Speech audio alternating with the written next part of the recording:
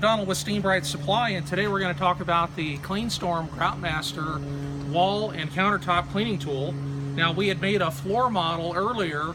Originally the design was so that you could use your regular 500 psi carpet cleaning machine and it would concentrate the spray and rotate it around to be able to allow you to clean grout lines with a standard portable.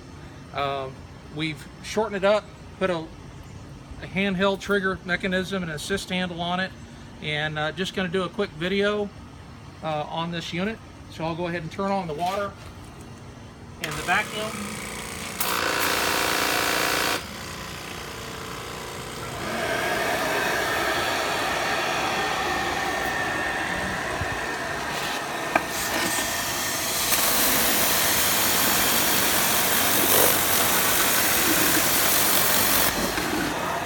So you can see that this unit does work real well if you were going to use it to clean a shower wall or a countertop.